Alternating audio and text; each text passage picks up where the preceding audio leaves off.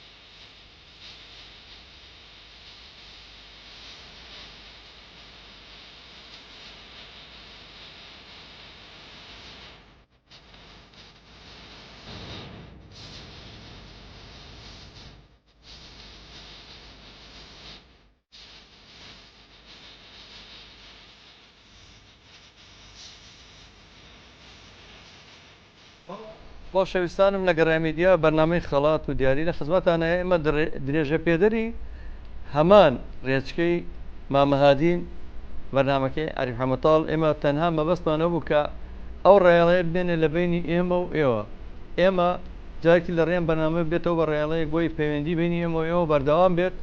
لەگەڵ خۆشەویستانمان لە ناوچە دابڕاوەکانی کوردستان یا لە ناوچە جیاجیەکانی کوردستان لە هەموو دەبارەکان لە زاخۆ هەتاکو و پادینان و هەتاینەوە هەولێر و خانەقین و گەرمیان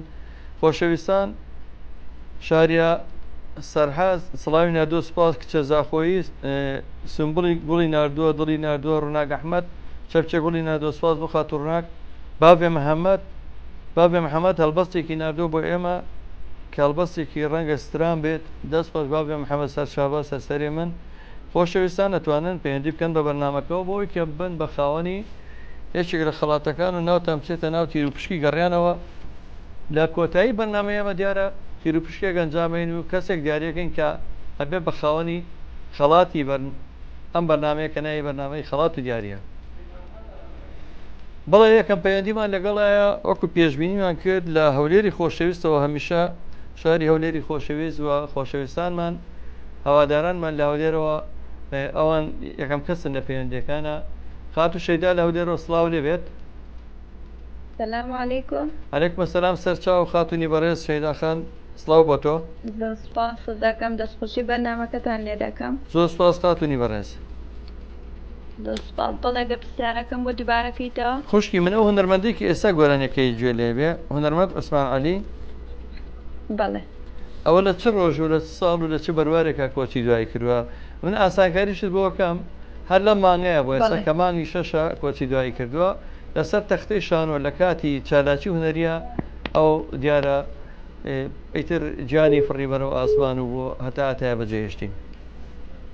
بەڵێ با 21/6/2005 بێ. 21/6/2005 خاتون جا من ناوی بەڕێز دەنووسم ناو دەخێنێ ناو تیر و پشکەوە ئەگەر وەڵامەکەت ڕاست بوو ئەگەڵ ئەو وەڵامە ڕاستەکان ئاخرێتە ناو تیر و پشکەوە.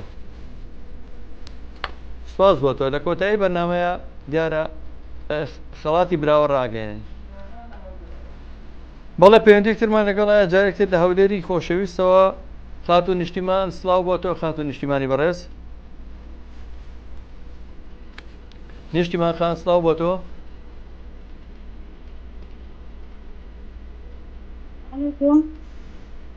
سڵاو خوشی من نیشتیمان خان سڵاو بۆ تۆ. زۆر سپاس خوشی ئازیزم بەڕێستا لە هەولێرەوە لە ڕێگەی تەلەڤیزۆنەوەمان بینن یا لە ڕێگەی سۆشیال میدیاوە؟ لە ڕێگەی سۆشیال میدیاوە. زۆر باشە خوشی ئازیزم پرسیاری ئەمە لەسەر هونەرمەندی نەمەر عوسمان عەلیە کە هونەرمەندێکی دیێرینی ئەم گەلەمانە و لەسەر تەختەی شانۆ لە کاتی چالاکی هونەریە لە مانجی شەشانی ئەوەش ئاسانکاریەکتر ئەو دوو ئاسانکاری کرد کۆچی دوایی کردووە ئایا بەڕێستان نەزانن لە چ بەروار و چ ڕۆژێکا بووە؟ 21/6 21/6/2000 چەند؟ زۆر باشە خوشی ئازیزمەوە ناوی بەڕێستمان نووسی و ئەگەر وەڵامەکەت ڕاست بۆی خێنە ناو تیر و پشکەکان. زۆر سپاس خوشی بەڕێزم.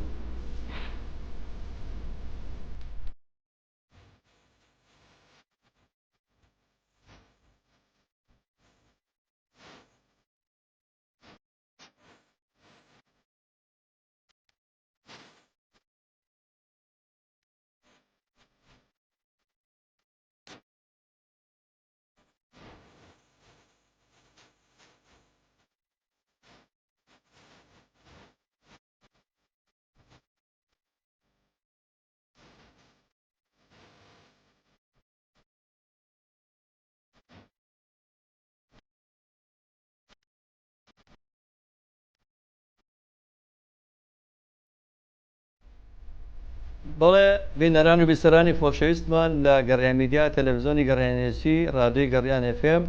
لەگەڵتانین بۆ پێشکەشکردنی بەرنامەی خەڵات و دیاری پرسیاری ئەمڕۆمان لەسەر هونەرمەندی دێرین هونەرمەندی کۆچکردو هونەرمەندی نەمەر عوسمان عەلیە لە چ بەروار و چ ڕۆژێکا کۆچی دوای کردووە. بەڵێ پەیوەندیەکترمان لەگەڵایە لە هەولێری خۆشەویستەوە خاتو سومەیە سڵاو بۆ تۆ. ئەو کاتەوە باش خاتو سومەیە ڕێزمانێ بۆ تۆی بەڕێز سڵاو. خاتو سومەیە تۆ هیچ گوێبیستی گۆرانەکانی عوسمان عەلی بوویت ئەیناسیت یعنی ناسیوتە لە ژیانیە؟ بەڵێ ئەو وەڵامی پرسیارەکەمان نەزانی خاتونی بەڕێز؟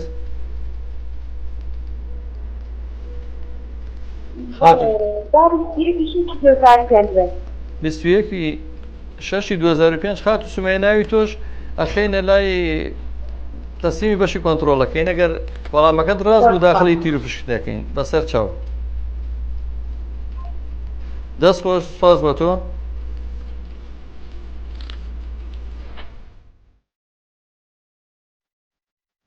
خۆشەویستان ئەتوانن بە کۆمنتەکانیش وەڵام بنەوە ئەوانەی کە وەڵامی ڕاستیان نووسی لە کۆمنتی شا ئەوانش ناوێن چێتە تیر و پشکەوە کۆمنتەکانیش بان دووەرەگرین ئەچینە لای پەیوەندیکتر خاتوشانە زاولێری خۆشەویستەوە ئێوارە باش خاتوشانە سڵاو بۆ تۆ سلام علیکم سەرچاوم خوشی بەڕێزم باش برای بەڕێز زۆر سپاس خوشی ئازیزمان سپاس دەکەم دەستخۆشتان لێکم زۆر سپاس خوشی بەڕێزم لە ڕێگەی تەلەڤیزۆنەوەمان بینی یا لە ڕێگەی فەیسبوکەوە بەڵێ لە ڕێگەی سۆشیاڵ میدیاوە دەست خۆش زۆر بەڕێزین ئێمە پرسیارەکەمان لەسەر هونەرمەندی ناودار هونەرمەندی کۆچکردو عوسمان عەلیە ئەگەر وەڵامەکە بزانیت دواتر ناو دەچێتە تیر و پشکەوە ئێمە مەبەستمان هەیە لەم بەرنامانە بۆی کە ئێوەی خۆشەویست بیسەران بینەران ئاشنا بکەینەوە بە هونەرمەندەکانی خۆمان ئەو هونەرمەندانی کە ژیانی خۆیان کردو بە قوربانی بۆ خاک و نیشتیمان و بۆ هونەرەکەیان دەستان خۆش بە بەرنامەیەکی جوانە سەرکەوتو بن بەڵێ با 21/6 2005 بێ بەڵێ خوشی عزیزم کاگرەبازیان ناوەک ناوی ئەم بەڕێزەمان خاتوو ئالۆ ناوی بەڕێزی دووبارەکی تۆ وی ناو بنووسین لە تیر و پشکەکە بەڵێ شاناز لە هەولێر بەڵێ شانازخان لە هەولێر سپاس بۆ تۆ بەڕێزی کاتێکی خۆش سپاس بۆ تۆ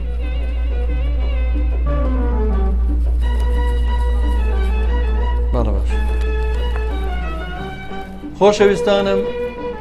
سپاس بە پەیوەندیەکانتان کە من هەمیشە خۆشەویستێک زۆرم هەیە بۆ هەوادارەکانمان لە شاری هەولێری خۆشەویستەوە پەیوەندێکترمان لەگەڵا دیسان لە هەولێری خۆشەویستەوە خات و سەروین سڵاو ڕێز بۆ تۆ ئەلو ئەم کاتت باشی بەڕێزە ئەم کاتە باش خوشی عزیزم دیارە خات و سەروین یەکێکە لە هاوڕێکانی هەمیشەی گەڕای میدیا زۆر جار لە بەرنامەکانمانە بەشداری کردووە سڵاو بۆ تۆ زۆر سپاس باشی بەڕێزم بەرنامەکەت لێ دەکەم زۆر سپاس دەکەم خات و سەروین عوسمان عەلی هونەرمەندێکی دێرینە و گۆرانیەکانی یەکێ لە گۆرانیەکانی ئەم شەوشەوی بەراتەیە ڕەنگە زۆربەی کە سوکارمان ئاشناوێ بۆ گۆرانیە لە بەروارێکە کۆچی دوایی کردووە لەم مانگی شەشەیە بۆ ینی لەم مانگەیە کە ئێسایمە دانیشتوین ئەو کۆچی دوایی کردووە ئایا ئەتوانی بەروار و تاریخەکەی زای لە چ ڕۆژەکە کۆچی دوایی کردووە بەڵێ با 21/6 2005 زۆر باشە خوشتی عزیزم دەست خۆش بێت ئەگەر وەڵامەکەت ڕاست زۆر سپاس زۆر سپاس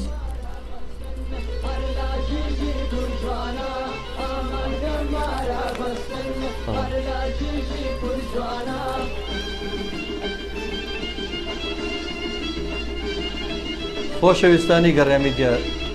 جارێکتر دووپات یەکەمەوە بەرنمەیەکمان هەبوو ئێمە لێرە ناوی دەمەتەقێ بوو لەگەڵ عریف حەمەتاڵ کە ئەو بەرنمەیەمە نەمانویست شوێنەکەی بزر ببێ نەمانویست ئەو ڕێاڵەیە کە ئەو دروستی کردبووی لە بینی گەڕامیدیا و خەڵکی کوردستانە لە هەموو ناوچەکان ئەو بەرنمەویستمان بەردەوام بێت بۆیە خۆم بۆ وەرکاستەوەم لەبەر خاتیر کە گەڕامیدیا هەمیشە پەیوەندیمان نەبچڕە لەگەڵ هەموو ناوچە جیاجەکانی کوردستان و هەموو شار و شارۆچکەکان بۆ مەبەستان بەرنمەیە ناوی خەڵات و دیاریە لەگەڵتان هەیە باوکی ئەمیرمان لەگەڵایە لە کەلارەوە باوکی ئەمیر سڵاو ڕێز بۆ تۆ باوکی ئەمیر بەڵێ باوکی ئەمیر سڵاو بۆ تۆ سلامەتەم کاتە بە باسی ئەم کاتە و باش باوکی ئەمیر ڕێزمان هەیە بۆ جەنابەت بەڵێ بەزم بۆ تۆ بەستافیم بەنامەیە زۆر سپاس باوکی ئەمیرجان ئەگەر گوێبیستی قسەکانی من بووبی ڕاستە ئێمە بەرنمەکەمان ناوی خەڵات و دیاریە بۆ ئەوەی کە ئێوە ببن بە خاوەنی یەکێک لە خەڵاتەکان بەڵام ئامانجی سەرەکیمان لەوەیە پەیوەندیەکە بێ لە بینی ئێمە و ئێوە لە هەر شوێنێکی کوردستان بن لە هەر شار و شارۆچکەیەک بن ئێمە ئەمانەیە گەڕیان لەبەری خۆمان بە مڵکی خەڵگەزانین ئەم کەناڵی ناوی کەناڵی ڕاستە گەڕیانە کەناڵی هەمووانە ئەمانەیە ئاشناتان بکەینەوە بە کەسایەتە ناودارەکانی کورد هونەرمەندان نووسەران شاعیرە گۆنەکان ئەوە کەسە تێکۆشەرانی کە کەسایەتی نیشتیمانیەکان پرسیارەکانشمان ڕاستە بۆ بردنەوەی خەڵاتێکە بەڵام مەبەستێکی ترمانێ ئێوە شەر بزانن بۆ نمونە ئەمڕۆ عوسمان عەلی دواتر ژیاننامەکەی خوێنینەوە بۆ بەڕێستان ئەو پیاوە پیاژی نیشتیمان پەرۆر و کورتپەرۆر بووە هونەرمەندێکی زۆر خۆشەویست بووە لە چه بەروارێکە کۆچی دوایی کردووە ئەومان کرۆ بە تەوەری بەرنامە بەڵێ ماوەچیان دەست خۆش بەجارانی بەرنامەتان گۆ هاوڵێی بەرنامەکانتان گوینە بەڵاسی بەنامەی خۆت ئەگە دیاری دیتیان نەبێ بۆ نمونە بەرنامەکەت بەردەوام بێ بەڵاسی جێگەی خۆساڵی و دەستان خۆش بێ بەنامەتە گەورەکان بەسەرەکەنەوە نمونەتان زۆر بێ ئیشەڵا بۆ پرسیارەکەیت بە بستویەکی پێنجی بستویەکی شەسی 2005 دێ زۆر باشە باوکی ئەمریجان دەست خۆش بێ سپاس بۆ وەڵامدانەوەکەت باوەزی ڕۆزمەتان خواتانە زۆر سپاس کاتێک خۆش بە تۆی بەڕێز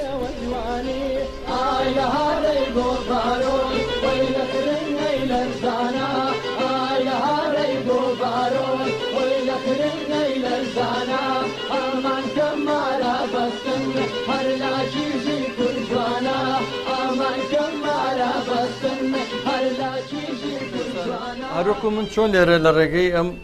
قەڵەم و کاغەزانە و ناویەوە خەمە ناو تیرروپشکەوە کاگرەبازیش لە کۆنتترۆل بە هەمان شێوە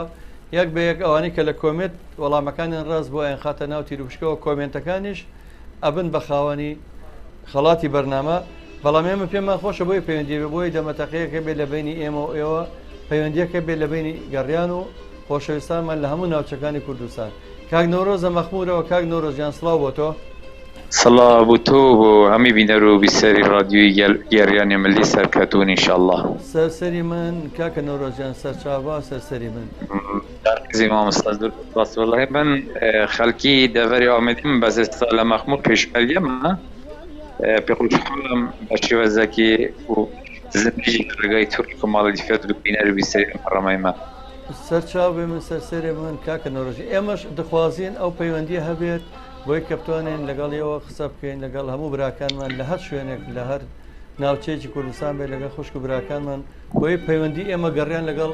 ئەم کەناڵە ڕاستە ناوی گەڕیانی هونەریە بۆ هونەرە بەڵام ئەتا بڵم کەناڵی هەمووانەهی هەموو میلەتەهی ئەوەیە بەڵێ بەڵێ بەڵێ بێگومان دەستان خۆش و سەرکەوتوو ئینشاءالله کاک دۆڕژیان تۆ لەبارەی عوسمان عەلی هونەرمەندێکمان نەبوو لێرە ناوی عوسمان عەلی هونەرای قەڵاو منارە بۆ پایتەختی کوردستان خات و دەریا لە هەولێری خۆشەویستەوە خات و دەریا سڵاو و ڕێز بۆ تۆ السلام علیکم عەلەیکوم السەلام سەرچاوم خات و دەریای بەڕێز و خۆشەویست سپاس باشی بەڕێزم زۆر سپاس خوشی ئازیزم دەستخۆشی بەنامەکەت لێکەمە میشە سەرکەوتوو بێ زۆر سپاس بۆ تۆی بەڕێز و خۆشەویست خات و دەریاجیان لەبارەی عوسمان عەلیەوە هیچ گوێویستی گۆرانیەکانی بوویت ئەو هونەرمەندە کۆچ کردووە بەڵێ دەنگی خۆشە زۆر باشە پرسیارەکەی ئێمە ئازانی چی بۆ لە چ ڕۆژێکا کۆچی دوایی کردووە بەڵێ 21/6/2005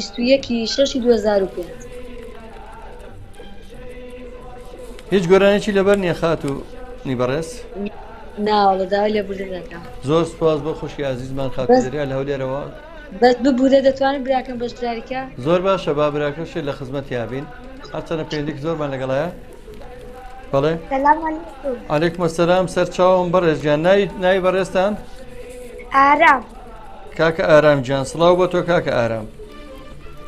سوپاس کاکە ئارامگیان هونەرمەندی نەمر عوسمان عەلی لە چ ڕۆژێکا کۆچی دوایی کردەوە پرسیارەکەمانە 21/6/2005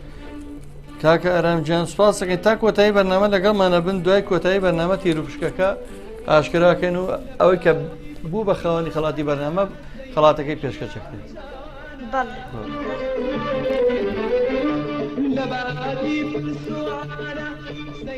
ئەچینەوە شارە خۆشەویستەکەی زاخۆ کە لای دڵی هەمومانە زۆر شیرینە ئەچینە لای خوشی ئازیزمان خات و ئەڤین سڵاو و ڕێز بۆ تۆ خات و ئەڤین سپاسگوزاری هەمسای بەرن ماشین چانە سەرسەرم سەرچاوە خوشی ئازیزم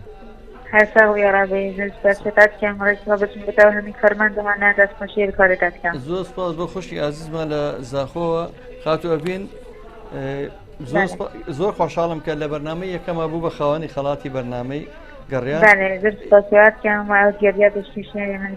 دیارە مشکلە خەڵاتەکەی ئێمە نیە ئەڵێ دیارەکەی ئێمەگە بچووکیش بێت دیاری شوان هەڵە کۆکەوە مەسەلەیەکی پێشینانە بەس ئێمە خۆشحاڵین بە پەیوەندیەکان کە من لە زاخۆ پەیوەندیم پێوەگرە زۆر دڵم خۆشە بێت لەبەرەوەی کە سوکارەکەمان خوشک و براکان بەرنامەکە و بەزەریەمەت ناو بەرنامەی داگوما جۆنگیرن دیاریە زۆر سپاس دەکەم سەری من سەر چاوا خوشکی عزیزی و دەلالیم هەر ئەگەر زەحمە نەبێ پرسیاری ئەمە لەسەر هونەرمەندێکی کۆچکردو عوسمان عەلی لە کاتی ئەنجامدانی چالاکیکی هونەری لە کاتی ئەوەی کە بچێت سەر تەختەی شانۆ کۆچی دوایی کردووە ئەتوانی بزانانی لە چ بەروارێک و بەڵێ 21/6/2005 مامۆستا دەست خۆش هاتووە بینی بەڕێ سپاس بۆ وەڵامدانەکە سپاس بۆ پەیوەندیەکە سپاس زۆر سپاس بۆ تۆی ئازیز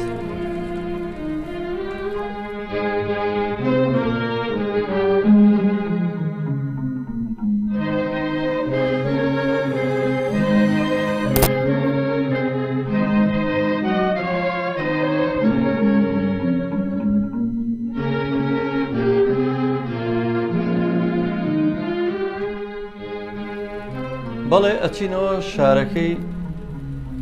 بابان شاری هەڵبەت و قوربانی شارە خۆشەویستەکەی سلێمانی هەموو شارەکان لای من وەکوێ خۆشەویست و سەر و سەرچاوی من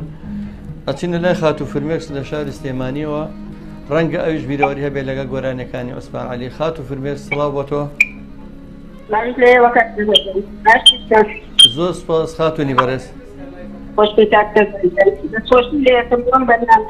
زۆر سپاس خات و فرمێزگیان ئەگە بتوانی نازان بە چی جۆمالیەگەری بە سۆشیال میدیایە بە تەلەڤیزیۆنە تۆزێک دەنگی ئەو ئامێرە کەم بکەیتەوە بۆی بەباشی گوێ لە ئێمە بێت خات و فرمێزگیان تۆ لەگەڵ گۆرانی ئەم شەو شەوی بەراتە یا گۆرانەکانی عوسمان عەلی هیچ بیریۆرێکە نییە بەرەوەڵڵا زۆر هەزار ڕەحمەت لە گۆڕەکەی بێت ئەوانە بۆ گەل و نیشتیمان ژیاون ئەو هونەرمەندانە باوەڕم پێ بکە ینی کەسابەتی خۆی هەبووە ئەوە نەبێ هونەرەکەی بۆ پارە پیاکردن بوو بێ بچێ بە پارە گۆرانی بڵێ یا شتێک تەنها بۆ خۆشەویستی خەڵک بە بۆی دڵی خەڵک خۆش بکەن بۆی ئەو هونەرەکان دەستان خۆش بێ خۆی ئینشەڵڵا نمونەتان زۆر بێ بە هیوای سەرکەوتن زۆر سپاس خوشی ئازیزم خوشکەکەم پرسیارەکەی ئێمەوەی هونەرمەند عوسمان عەلی کاتێک لەسەر تەختەی شانۆ بۆ ئەویش بچێتە سەر شانۆ گۆرانی پێشکەشکات لەو کاتەیە ئەیتر کە خۆتان نەزان کە بەڕاستی مەرگ هات ئەو شتانە نازانین لەسەر کەس ناوەستە کۆچی دوایی کردووە ئایا بەروارەکە ئەزانی بۆی ناوخێنێتی روپشکەوە 21/6/2005 بەڵە خوشی ئازیزم سپاس دەکەم وەڵامەکەی تۆش لەگەڵ ئەوانی ترە دەست خۆش بێکات دەفەرجان هەزار ڕەحمەت لە قەبری حەمەتاڵیش و لە هێنی عوسمان عەلی و هەموو مردووەکان ڕۆحیان شاد بێ ئینشەڵڵا بەڕاستی لێت ناشارمە منم بەرنامەیە ئەمەیە بۆی لە جێگاکەی حەمەتاڵی شادانیشتم بە ڕەحمەت لێ ویستم ئەو پەیوەندی بینی ئێوە بمێنێ بینی ئێمە و هەوادارانی حەمەتاڵ و هەوادارانی گەڕێن بمێنێ ڕۆحی شاد بێ کاکە حەمەت ئینشەڵڵا هەزار کەرە بەخوا هەموو ڕۆژێ هەزار کەراڵم ڕەحمەت لە گۆڕەکەی دێت دەستان خۆش بێ ئینشەڵڵا نمونە و زۆر بێکات بەسەگیان عەزێتی کێشە ئینشەڵڵا لە هەموو کارەکان تا سەرکەوتوو بی سپاس خوشکەکە دەست خۆش بێکات بەسەگیان عەزێتی کێشە سپاس خوشکی من بە هیوای ئیشی باشتر خواسی تێ سپاس خوشکەکەم سپاس بۆ تۆ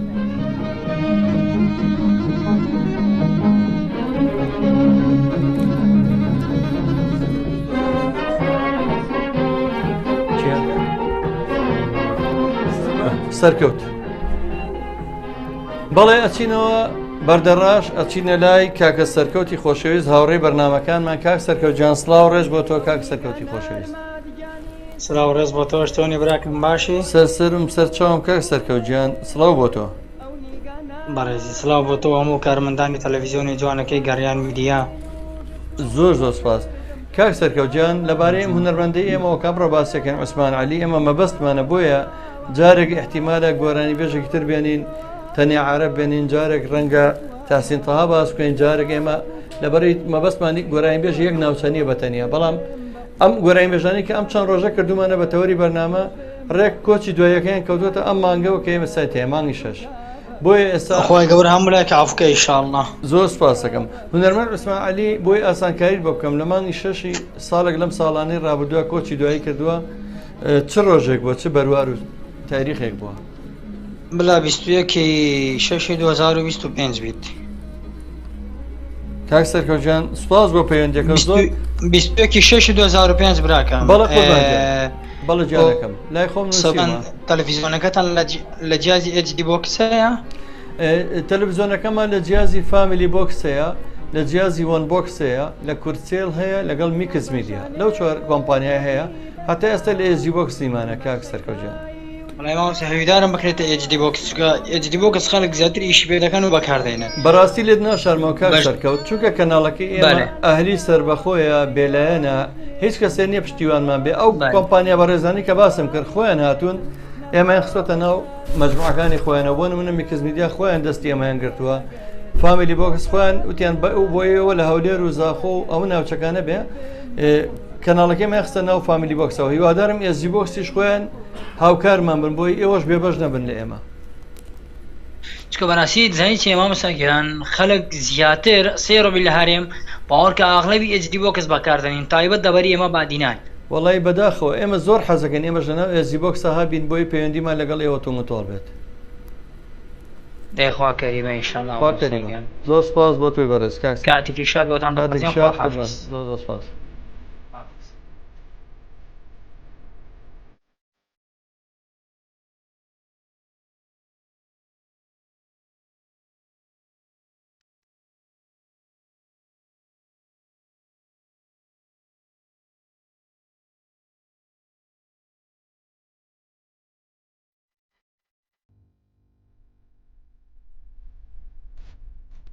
ئەچینە شاری کەرکووکی خۆشەویست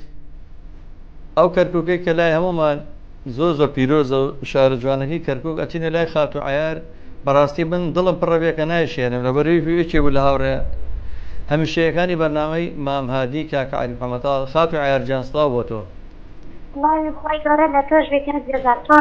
زۆر سپاس خاتو عیارجان بەڕاستی من لە دوو لاوەیەکەم دڵم خۆش بوو کە گوێم لە دەنگە بوو ڕۆژانی بەرنامەی دەمەتەقەی کاکە هادیم بیرەکەێتەوە لەگە عەلی محەممەداڵ ئەو ڕۆژەت لە بیرە کەوتت هێشتا ئیستیفامان نەکردو عیار هات ئارە وەڵا ئارە بەخۆ یادی بەخێر یادی بەخێرەوە تا من لە پەنای خۆمەوە لە ئەتان بڵم لە سێبەری وێنەکەی مام هادیە دانیشتوم چاکم لە بیرە خۆشم لە نزیکەوە پەیوەندیەکی دۆستانە و هاوڕێیانەمان لەگەڵ کاکادی هەبوو یعنی وەکو چوو برازامان لێهاتبوو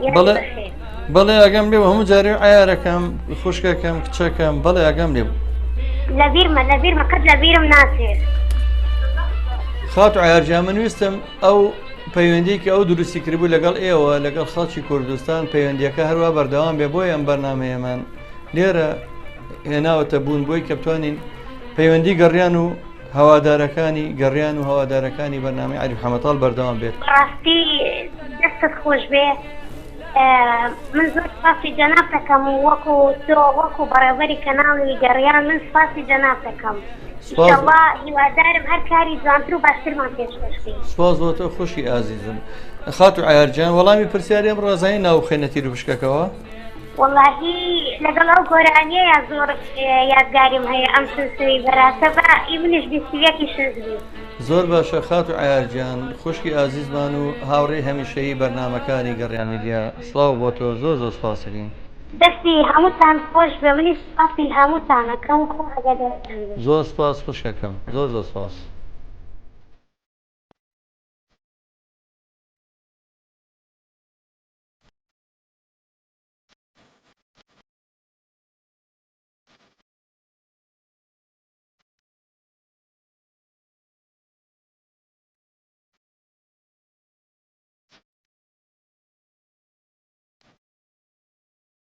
بەڵێ خۆشەویستانم ئەچمە لای هاوڕێیەکی تری بەرنامەکەمان هاوڕێی خۆشەویستمان کاکە لوقمان لە قەزای شێخانەوە کاک لوقمان جان سڵاو و ڕێز بۆ تۆ ئێوارە باش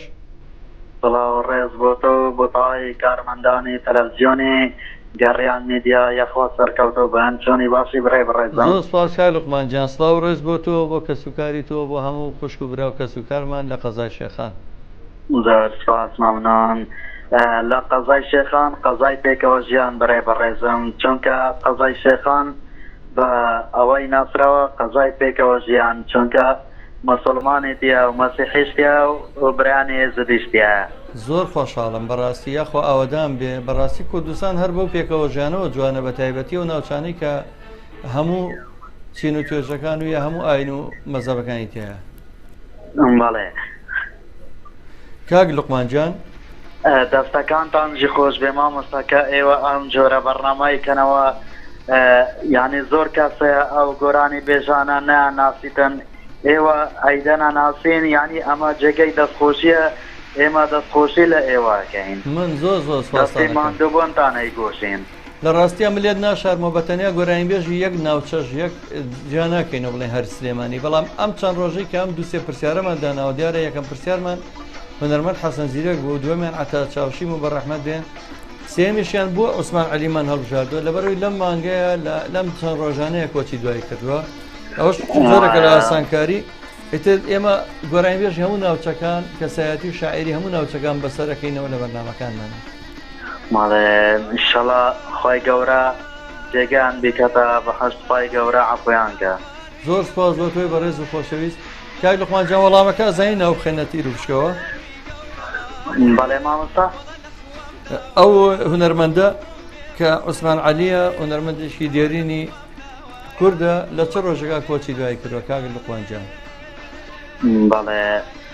با 21/6/2005 بێت دەستت خۆش بێ ئەوە ناوی تۆشمان لای خۆمان نووسیوە لەگەڵ ئەگەر وەڵامەکەت ڕاست بەڵێ بەڕاستی چونکە گۆرانیبێژ زۆر خۆشانە وەکو ئیبراهیم خەیاط ئەم هونەرمەندی زاخ و ئەیاز وەردەوان عەبدولواحید زاخۆیی کە ئەمە هەمووی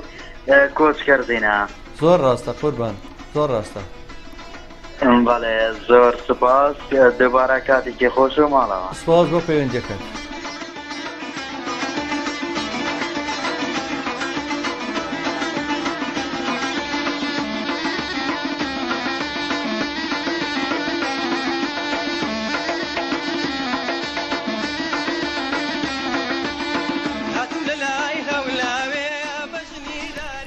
بەڵێ یەکێک لە هاوڕێ خۆشەویستەکانی گەڕیان میدیا خۆشەویستی مامەهادیجان کە ئێمە هەموو کاتێک ئەمانوت کچەکەی مامەهادی خات و پەرژین لە هەولێرە و خات و پەرژینجان سڵاو و ڕێز بۆ تۆ سڵاو لێبێت چۆنی کاک جەسا باشی ئەحواڵت چۆنە شکر باشن هەولایە زۆر سپاس پەرژین خان هەموو جارە مامەهادی دەخیلتە من بۆ خاتری خوا دڵی پەرژین عاجز مەکەن چونکە زۆر دڵی ناسکە یەکسەر عاجزە بێت ڕاستە ڕاستە بەڕاستی دەستخۆشیدانی دەکەم بەڕاستی سڵاو ڕێزم هەیە بۆ تۆ بۆ کاک ڕێباز بەڕاستی کارمەندی زۆر زۆر باشن کارمەندی ماندوونە ناست لێرە و سڵاو ڕێزم هەیە بۆ هەموو کارمەندانی گەڕیانی دێ بەڕاستی زۆر زۆر باشن زۆر بەڕاستی لێرە و سڵاو ڕێزم هەیە لۆیان بەڕاستی سپاسی هەر هەمیان دەکەم بەڕاستی کە پەیوەندیم کردێ پەیوەندەکەیمتان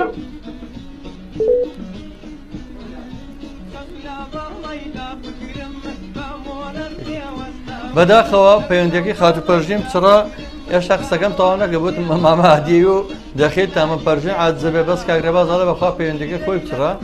بەڵکوم بگەڕێتەوە لامان خات و هێڤیمان لەگەڵایە خات و هێڤی سڵاو لێ بێ لە سلێمانی و خات و هێڤی ئێوارە باش سلام علیکم ئێواری تۆ کارمەندان باش بێ علیکم السلام سەرچاوم خۆشی عزیزم خات و هێڤیجان زۆر سپاس خۆشی بەرنامەکەتەکە هیوادارم سەرکەوتوو زۆر سپاس خات و هێڤیجان لە سۆشیال میدیاوەمان بینیە لە تەلەڤیزۆنیا لە رادیۆ جۆبیستلا نەبین وڵا بەلای سێتانەکەم لە سۆسیال میدیا دەست خۆش بێ خۆشی عزیزم ئێمە بەرنامەکەمان ئەگەر لە هەوڵەوە جۆبیستی بوو بێ مەبەستمانەوە پەیوەندیەکە بێ لە بینی ئێمە و ئێوە هاوڵاتی و بینەر و بیسەر و هاوکاتیش زیینوکردنەوە یەکێک لە کەسایەتی هونەرمەندە ناودار و دیارەکانی کورد و لەگەڵشێ ئێوەش ببن بە خاوەنیشە لە خەڵاتەکانی بەرنامەکەمان دەستان خۆش بێ سەرکەوتوون بەڕاستی کارێکی زۆر جوان و باشەکەن هەندێک لە هونەرمەندەکان تەواو پێش گوێ بخراون و هەر یعنی باسییان ناکەوێتە هیچ شوێنێکە زۆر ڕاستە خۆشی عزیزم وەڵی هونەرمەند عوسمان عەلی کەسایەتیەک بۆ وەکو باسم کرد نە بە پارە گۆرانیتووە نەبۆی بە هونەرەکەی بژی تەنها حەزێک و خولیایەکێ بە بۆی خزمەتی هونەری کوردی و خزمەتی نەتەوەکەی بکە پیاوێکی بە هەڵوێست و شۆڕژێر و نیشتیمان پەروەریش بووە ڕۆحی شاد بێ ئینشاءڵڵا لەسەر تەختەی شانۆ کە ئەویست بچێتە سەر شانۆ گۆرانین بڵێ پێشەوە کۆچی دوایی کردووە لە چ بەروارێکا بووە خات و پەرژین خات و هێڤی ببوورە 2005 خات و هێڤیجان ئەگە وەڵامەکەت ڕاست بوو لەگەڵ ئەوانی ترا چێتە ناو تیر و پشکەوە لە کۆتایی ئەم بەرنامەیە پاشکەمێکی تر دەستان خۆش بێ سەرکەوتوو بن خوا لەگەڵ سپاس خوشی عزیزم سپاس ئەچینە بەردەڕەش جارێکتر برای بەڕێز و خۆشەویستم کاک ماهیرمان لەگەڵایە کاک ماهیرجان سڵاو ڕێز بۆ تۆی خۆشەویست ڕێزم بۆ خەدر کارماندانەوە دەخۆشینە بە ڕەمەدان دەخەوێت بۆ دەخوازم زۆر سپاس کاکە ماهیرجان ممنون پێ خۆشحاڵم بۆ یەکەم جارە لە بەڕامەکەی تۆ بەشداری یەکەم. وەڵام من زیاتر خۆشحاڵم کاک ماهیرجان، من زیاتر بەو کاتانە خۆشحاڵم کە لە بەردەڕەشەوە زۆرترین پەیوەندیمان بۆیێت لەگەڵ ناوچەی شێخان و زاخۆ و هەولێر و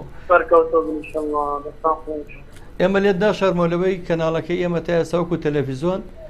زۆر کەس کەمترین بینەرمان هەیە لە ناوچەکانی ئێوە بەهۆی کە لە فامیلی بۆکسا هەمانە ئێستا کەناڵەکە و نەچوونێتە ئێزی بۆکسەوە هێشتا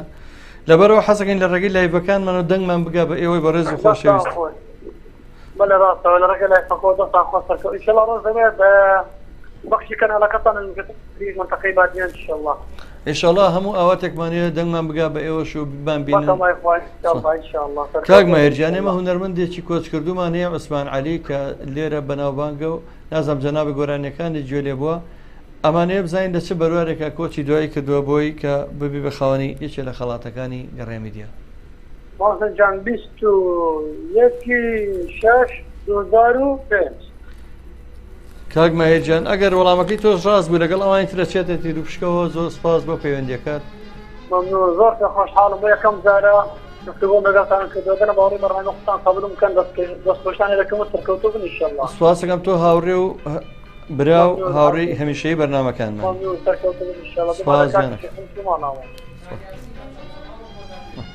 کۆتا پەیوەندی وەرەگەین لە چەمچەماڵی خۆشەویستەوە لەگەڵ کاکە یاسین لە چەمچەماڵەوە کاک یاسین گیان سڵاو ڕێز بۆتەوە برای گەورە. سڵاو ڕێز لە ئێوە کات جێزار دەستخۆشتانە سەرکەوتوو. زۆر سپاس کاکە یاسین گیان. کاک یاسین گیان لە تەلەڤیزۆنەوەمان بینیە لە سۆشیال میدیاوە؟ وەڵا لە سۆشیال میدیا ڕاستەکەی. باشە کاک یاسین گیان سڵاو ڕێزمان هەیە. زۆر جار من لە خەڵکە پرسم بۆیە پرسیارەکەم لە چەمچەماڵ هەستەکەم کەناڵەکەمان باشە لەوێ بینەرمان هەیە و زۆر مای خۆشحاڵیمە. بەڵێ بەڵێ یانی ڕاستەکەی پێشتر خۆم جارجار تا ڕێگەی تەلەڤیزۆن سی بەرنامەکانتان شتی جوان پێشەشەکەم دەستتان خۆشەویست سەرکەوتوو بن. زۆر سپاسم کاک یاسین گیان. مەبەستمان چکەم کەناڵە هونەریە سەربەخۆی ئەهلیە بێلایەنە هەموو ئاماجێکمان خزمەتکردنی هونەر و هونەرمەندان و ئەو کەسانەیە کە لە ژیانیان خزمەتێکی زۆریان بە هونەر و بە کولتور و ڕۆشنبیری نەتەوەکەمان کردووە. پرسیاریم ڕۆژمان لەسەر هونەرمەند عوسمان عەلیە کە لەسەر تەختەی شانۆ کۆچی دوایی کرد. ئایەمانەیە بزانین لە چ بەروارێکە کۆچی دوایی کردووە؟ 21/6/2005. کاک یاسین گیان ئەگە وەڵامەکەی تۆ ڕاست بوو لەگەڵ ئەو برادرانی تر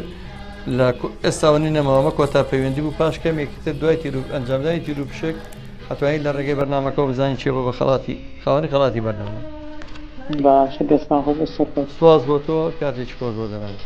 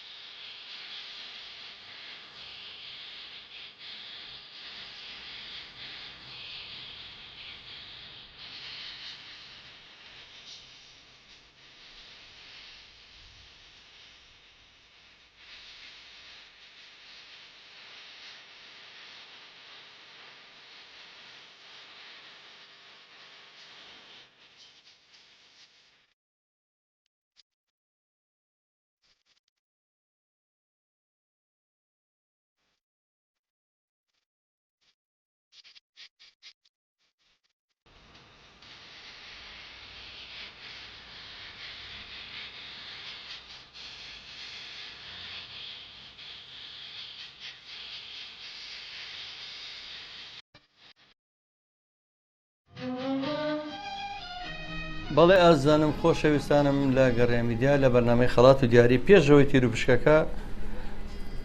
تیرروپشکەکەمان ئەنجامدا و نەتیجەکەم پێ لای من بەڵام حەزەکەم بزان عوسمان عەلی کێیە. عوسمان عەلی هونەرمەندێکی دیار و ناساوی کوردستانە و لە ڕێی هونەری گۆرانی و خزمەتێکی زۆری بە هونەری کوردی کردووە. شوێن پەنجەی بە گەشەپێدانی هونەرەوە دیارە. ساڵی 1944 لە گەڕەکی ماڵکەنی شاری سلێمانی شاری ڕۆشنبیری و هونەر لەدایک بووە. هەر لەم شارە خراوەتە بەر خوێندن و تا پۆلی پێنجەمی سەرەتایی خوێندووە و بەهۆی بارودۆخی ژیانی تایبەتی خۆی و نەیتوانێت درێژە بە خوێندن بدات. بۆ بژێوی ژیانی خۆی و خانەوادەکەی مەیدانی کار و کەسابەت هەڵبژاردوو و بەشێکی زۆری ژیانی سەرقاڵی کاری بەرەکدوری بووە. لەو بارەدا دەستڕەنجیم بووە. لە سلێمانی خەیاتێکی زۆر بەناوبانگ بووە. عوسمان عەلی پیاوێکی دڵسۆز و نیشتیمان پەروەر بووە. لە ساڵی 1963 تێکەڵاوی ژیانی سیاسی بووە و بۆ بە پێشمەرگە و هەردەم لە ڕیزی گەل و نیشتیمانەکەیدا بووە. لە سەردەمی شۆڕشی ئەیلولیشدا هونەری فەرامۆژ نەکردووە و لەگەڵ تیپی مۆسیقای سلێمانی تیپی مۆسیقای شۆڕش خزمەتی هونەری کوردی کردووە. عوسمان عەلی لە سەردەمی ژیانی لاوێتیەوە خولیای هونەری گۆرانی بوو. لە ساڵی 1965 دەستی بەکاری هونەری کردووە. 40 ساڵی تەمەنی بە خزمەتی هونەری گۆرانی کوردی بەخشیوە. ئەندامێکی کارای تیپی مۆسیقای سلێمانی و یەکێتی هونەرمەندانی کوردستان بووە. هاوکاری تیپە مۆسیقەکانی مەولەیی و شۆڕش و نەورۆزی کردووە. ئەم هونەرمەندە گەورەیە لە بۆنە نیشتیمانی و کۆمەڵایەتیەکان، کۆنسێت و فیستیڤالەکانی کوردستان و عێراق بەشداری کردووە. هونەرمەند عوسمان عەلی خاوەنی چەندین گۆرانیە کە بە دەنگە بە سۆزەکەی تۆماری کردوون و بەداخەوە هونەرمەندە ناسراوەی گەورەی کورد لە شەوی 21 لەسەر 22 حوزەیرانی 2005 لە کاتی چڕینی مەقامدا لەسەر تەختەی شانۆجیانی پاک و بێگەردی بە جیانی پیرۆزی هونەری بەخشی و چۆ ڕێزی نەمرانی نیشتیمانەوە. درودی ڕێز و وەفا و ئەمەکداری بۆ جیانی پاک و پیرۆزی عوسمان عەلی هونەرمەند و گەورە بە هەڵوێست. بەڵێ خۆشەویستان،